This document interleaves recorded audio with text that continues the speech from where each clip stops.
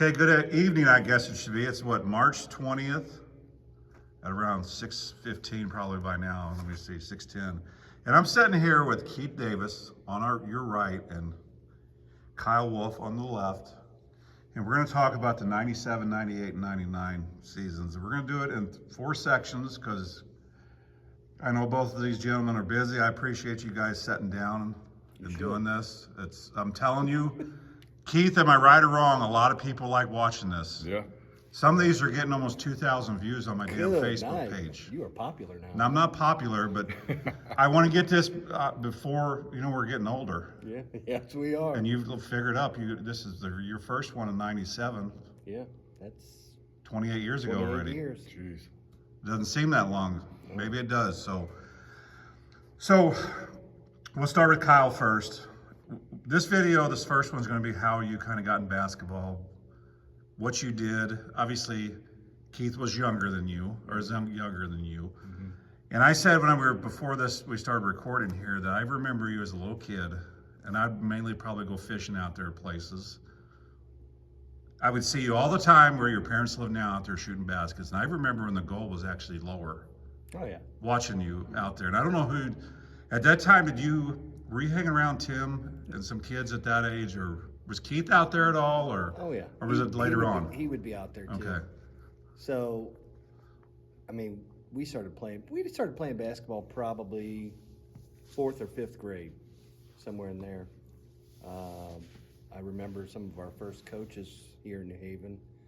One of them was Brian Abbott. He coached us in 5th grade, and we'd get into the local tournaments.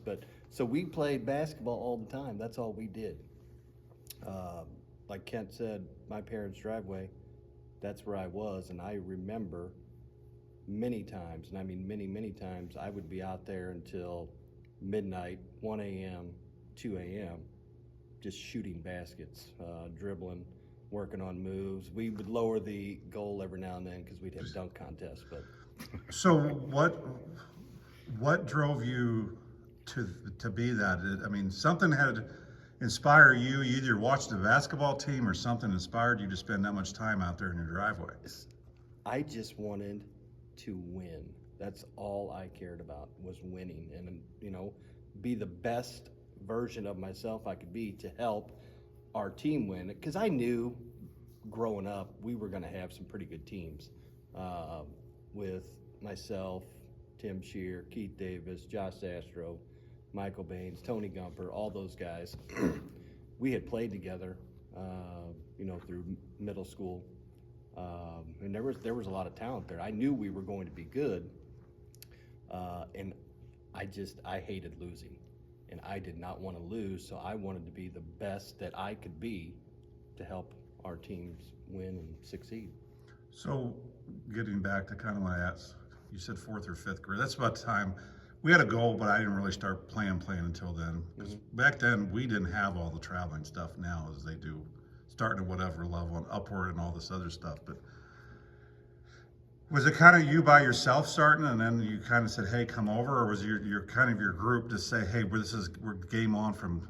I played a lot by myself in the driveway, and I mean a lot. If I had friends come over, they would come over maybe on the weekends. It was never during the weeknights at all, but I played just a lot in the driveway. And going further down the road, I think probably in 6th grade, 7th grade, 8th grade, that's when I was on a team. We started traveling a little more. Back then they called it the AAU circuit. I think the AAU circuit is gone. I don't think they call it that anymore. But that's kind of what we did. We didn't play a lot of games, though, during the summers, maybe 15 or 18 games. But that gave you a chance to play with Tim, too. Yeah, that's where you and Tim played, and then Kurt played with you for like the last year, I think. Kurt when he was still at Emmanuel. Kurt Cook did, yep.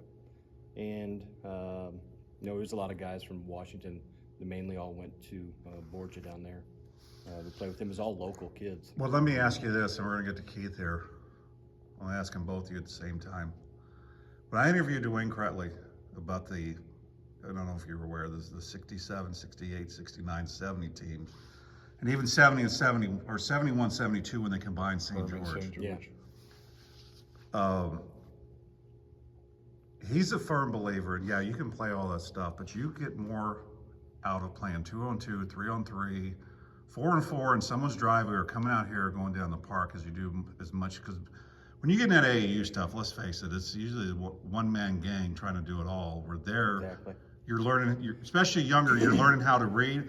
If the three of us are playing, you know where I am most of the time, I'm going to know where you are and here, but when you get in that element there, it's kind of wanting a showboat. So do you agree now, because I'm quite a bit older than you, that kids have lost that aspect? I don't know about where you live, but do you ever see any kids out in the park or anywhere playing anymore? Never. Kids No. are never outside. I came through that way, and there's nobody out there. And when we were growing up, someone would have been there. Yeah, so Yeah, it's what if Dwayne Cretley said that, he is 100% correct. You learn so much more just being out in the driveway by yourself, shooting, dribbling, working on fundamentals. That's the key nowadays.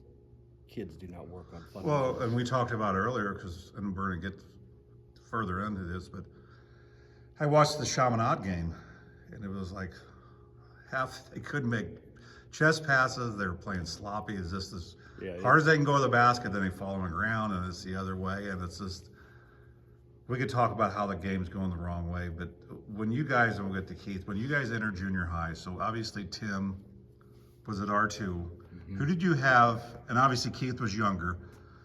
So 7th, 8th grade, who did you actually have here? Josh was a year older, so who else did you have here at the middle school, and how successful were you guys at the school level? In middle school, it was, I remember Josh Zastro, Tony Gumper.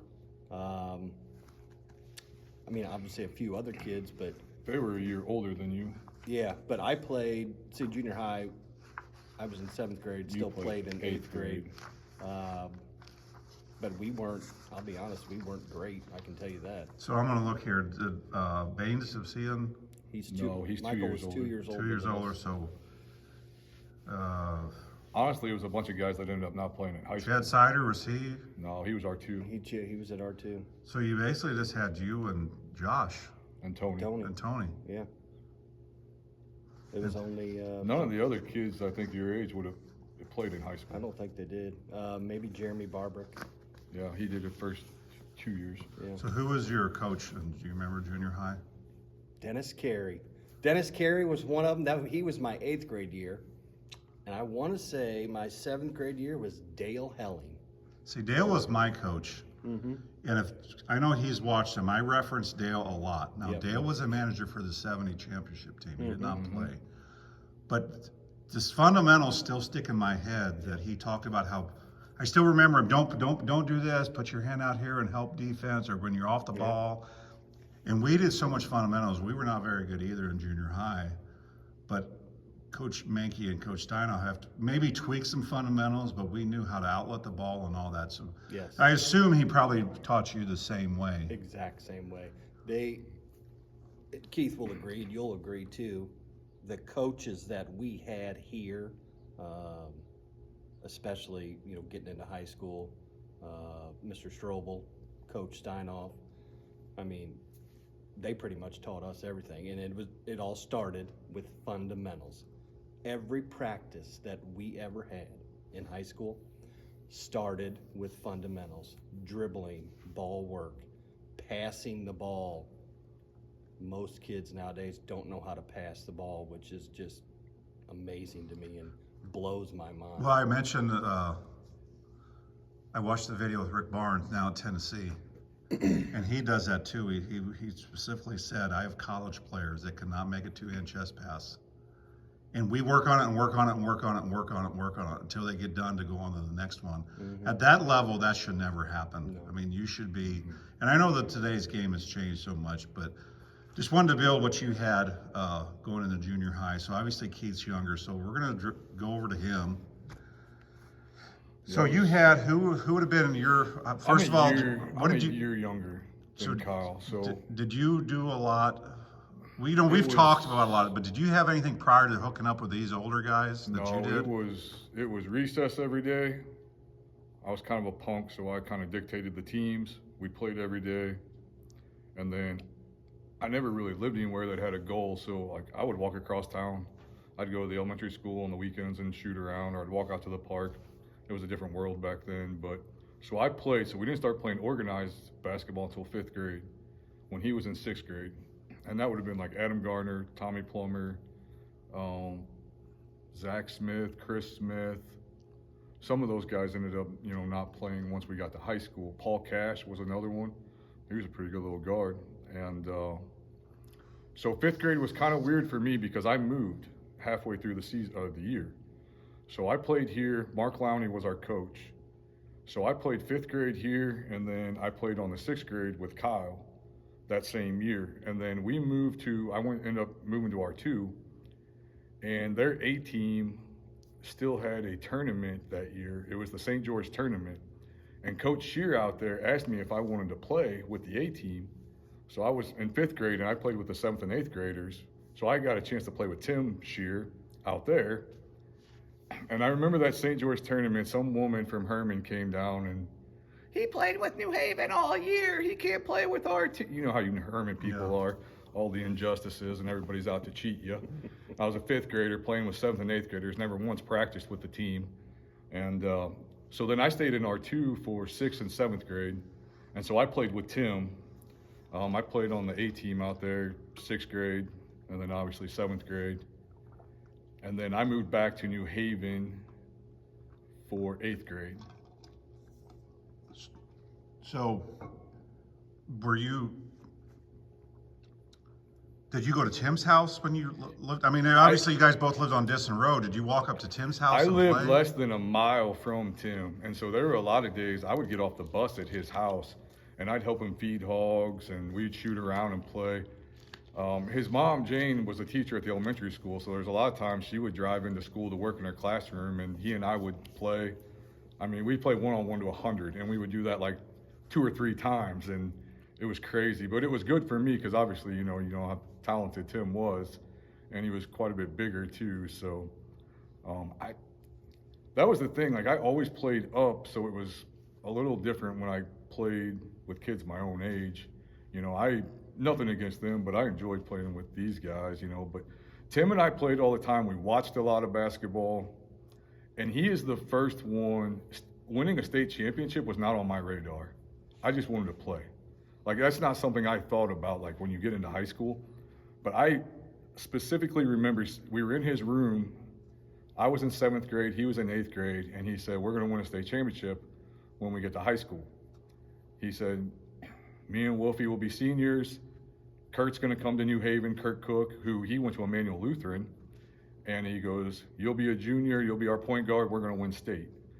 Now, obviously, it happened a little quicker. And then, none of us knew that Dustin was going to get thrown into the mix, by coming from Herman to here. But that was the first time. But Tim grew up with that. His dad was on the 67 team here that went to a Final Four. I'm sure it was discussed and talked about, and that was probably a goal of his at a young age. But like I said, with me bouncing around and, playing by myself and, I never really even thought of that. So that was kind of where that started. And then, so from that time forward, even though I moved back to New Haven in 8th grade and I was back with like the guys my own age, I was kind of looking ahead, And so out here it changed. So from that year that you had in 8th grade, when you were a freshman and I was in 8th grade, I had Dave Leakey. So okay. Mr. Leakey and Derek Bailey was actually our assistant for 8th grade. Okay. So we kind of built up to obviously you're playing in what I call the parochial school league, which is basically it, other than like Spring Bluff and a few other ones. Yeah. I suppose you guys were pretty dominant back then, or were or no? It's kind of funny. Tim and I really, it's weird that I remember this, but our first game of the year was against St. John's, and he and I combined for more points than St. John's, and that's kind of how the season went. We both scored a lot, and yeah, we were decent. We were good. I mean, we lost a couple games, but I do remember coming in and watching Kyle though, and it's kind of funny. I remember you had 33 points that night when we came in. I got a memory like a computer. Yeah, you do. Because I don't remember who they played. I don't remember who they played, but I do remember you hitting shots from this baseline here, and I was like, that dude doesn't jump when he shoots. No. It was just flip of the wrist, Flip but it went in. Just flip it in. Okay, so we kind of got you guys through childhood or the basketball years. Let me ask you this, because we talked about fundamentals before. Under today's way of doing things, no fundamentals, just going out and playing. You guys think you would have been as good? Not even close. No. Do you understand what I'm saying? It's like, now let's just go, and I've watched this and I've talked to it, and I'm not going to bring up my personal life, but my daughter plays club volleyball. It's more or less go learn a little bit and then just play. We've also spent the last 3 or 4 years having individual instruction with Allison Steers at the time, which was a very good athlete. Holly Helt, which was a hell of a player up at Herman. I know for a fact Kylie gets more out of that individual, and it's a whole lot cheaper than traveling all this place, but it's not as fun. So that's why I'm asking you, do you guys think you still would have done that, or you would have jumped on like the kids now and say, you know what, let's just go play, we're not going to go out to the driveway? And We talked about this a little bit the other night. I mean, similar. I just think the game has changed so much. The way kids now create separation to get their shots off, and I think it started with the Euro step. When we played, most of what they're doing would have been called a travel. yeah, You know, the way they gather and then step through. most of it is traveling. I They just mean, don't call it. But that's just it, though. I mean, the way the game is officiated is different, too. And so it's hard to say. It would have been different. The style, I think, is just a lot different. You see so much of like I saw Vianney like 6 times this year, and they play a 4 out, 1 in. But that one big guy is at the high post, you know, at the elbow, and he's part of them running, you know, off of him for screens and stuff. But that team moved the ball better than any team I've ever seen. They got open shots for each other. They were a really good passing team. And I know you're old school and you're a big man, so you like a traditional offense of, you know, 2 bigs inside. When I see their offense, like my eyes lit up, because as somebody who wanted to penetrate and get to the basket, it's wide open because everybody's stretched out. Now, obviously, Vianney, they shoot a lot of threes. I was never a great shooter, but as far as penetrating into the basket and not having 2 big guys plus their defenders clogging up the lane, that would have been a dream scenario. But it's just different. I don't know. I do think I can complain about the style of play we played here, but you can't argue with the results. No. I mean, we ran like 90-something plays, and did I like that? No, I hated it. You know, I feel like we all did, but we'll get into it further with the seasons because, you know, we talked about we didn't have much depth. But we kind of played in a system. I mean, like we had like 90-something plays. Yeah. Fundamentals and skill, that's what it was all about. Yeah. Here's what I'm going to say, and I think Kyle would agree with me more than Keith here. If you played that now, that style, compared to the way it is now, you would kill everybody. Yeah, I agree. Because like you said, there's no help.